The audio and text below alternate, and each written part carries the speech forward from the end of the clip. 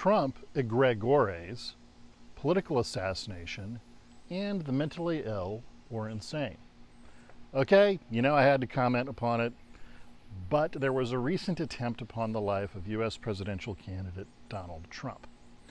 Now, what I will not be discussing in this video are my views of the man himself or any of his politics.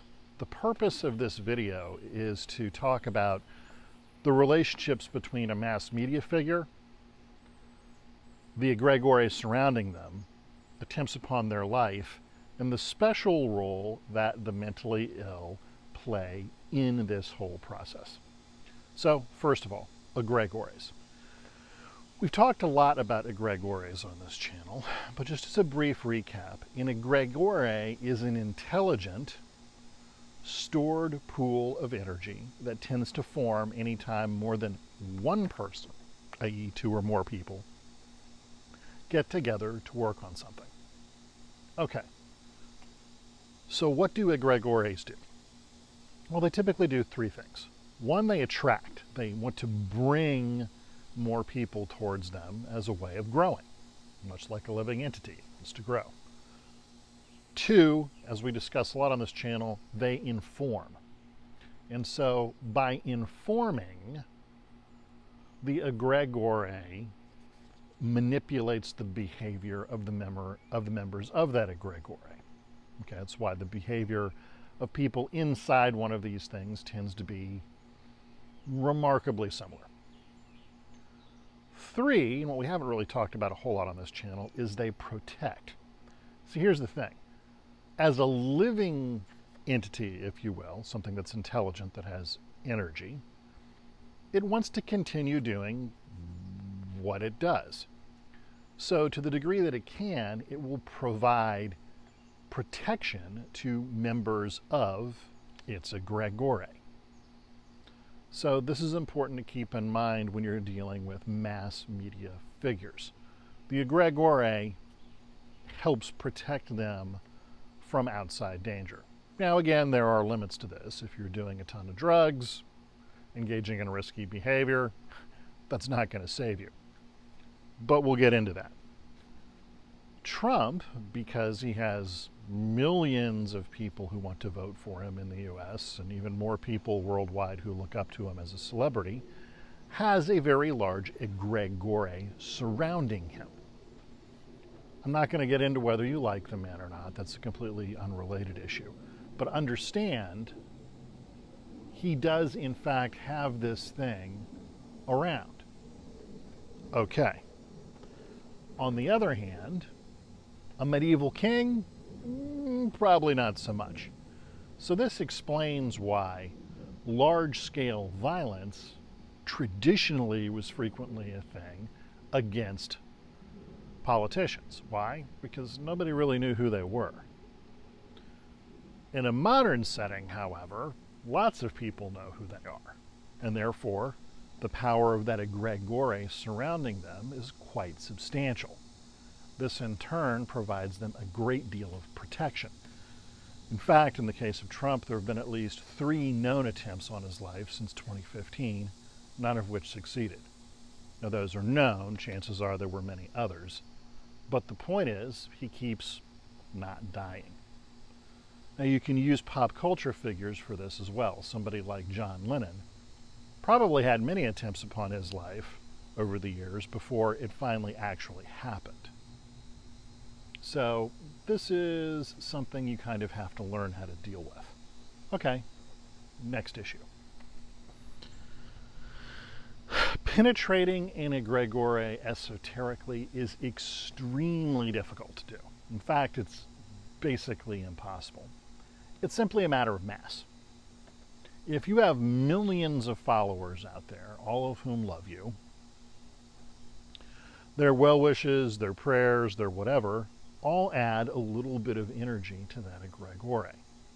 So esoterically speaking, I can put together the most empowered cabal I want of 10, 12, 15, 100 people, but the mass of energy provided by having millions of followers will easily outweigh this. Now, there are attempts from time to time by various, what I will call wackadoodle esoteric groups who attempt to go after a public figure. They almost always die, or something generally very bad happens to them. Why?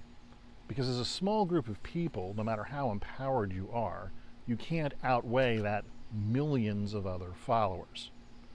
In fact, there was one individual who went after Louis Pasteur, who had been a animal rights kind of crazy person, vegan activist, and had actually succeeded in magically killing a couple of Pasteur's workers. However, when she went after Pasteur himself, it didn't work, it rebounded, and she ended up dying. So, again, this is an example of how that egregore provides a protective force. And magically, if you're using violent magic or magic to harm others, the rebound effect is extremely well understood. In this case, an individual generated a powerful charge, it couldn't get through the egregore, it rebounded, they died. When they went after some of Louis Pasteur's workers, however, those people weren't famous. They didn't have big egregores around them, so they were susceptible to this effect. Okay, now we're going to talk about an exception to all of this, and that is the insane. Now, why can the insane penetrate an egregore? Well, the truth of the matter is we don't know. However, even psychologists in conventional medicine will note the prevalence of the mentally ill or the insane to be the killer or successful person who engages in a political assassination against a mass media figure. John Lennon's killer is a good example of this. John Hinckley Jr., who attempted to kill President Reagan in the United States, is another good example of this. And the one I'm going to get into now was actually known as Gavrilo Princip. Some people may remember this individual as the killer of the Archduke Ferdinand, who in turn started World War I. Now, Gavrilo Princip was a young man.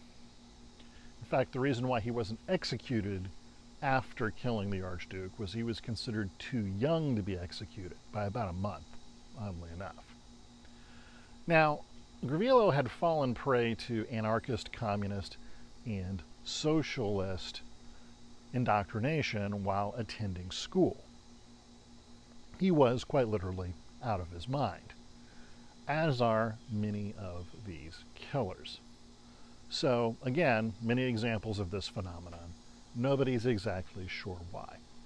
On a theoretical basis, I would posit that the reason why the mentally ill are capable of violating or penetrating these egregores is, in general, if you have good clairvoyance and you're looking at somebody who's mentally ill, what you're going to notice is a couple of things.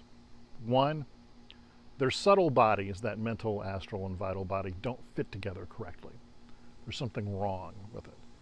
Also, frequently, and this is generally a sign of serious drug use, you will see holes in that mental field surrounding the individual. These are very distinctive. My suspicion is that the way these energies interact protectively is you've got the energy of the egregore, you've got that nice round kind of shiny mental field surrounding a sane person, and they essentially bounce off of each other. When you're dealing with a mentally ill person, my suspicion is that rebounding energy that causes things to bounce off goes through those holes or those disjointed subtle bodies, and that allows the individual to, in turn, avoid the reactive empathy that normally prevents this kind of thing. That's just a guess. I don't really know. Some would argue Akasha in the right volume or kind can also penetrate these protective energies, but truthfully, I haven't really seen that. It's an interesting point to discuss. I wouldn't advise testing it, but it is something to consider. So getting back to the topic of the U.S. presidential candidate and political assassination. Governments in general do not target other government leaders because they do not want this done to them. It's simple détente. There have been some exceptions to this over the years. Obviously, the killing of Adolf Hitler at the end of World War II could have been an example of this. A bunch of the executions that you see at the end of World War II in Japan at the hands of the Allies as well, fair enough. But in general, most governments avoid this. So, if a political figure needs to be killed, what are the different mechanisms for doing this? Well, one mechanism for doing this is to create a emotionally charged environment that then tends to result in one of these mentally ill people taking action. Now, is this a conspiracy? Not really, because here's the thing. While branding people, for example, can understand the concept of an egregore, most modern societies are thoroughly enmeshed in this concept of materialism. Magic and the things that come out of it, like what we're discussing here, aren't really on the radar. That's not to say that they won't utilize key aspects of that. Remote viewing, maybe hiring an astrologer, that kind of thing.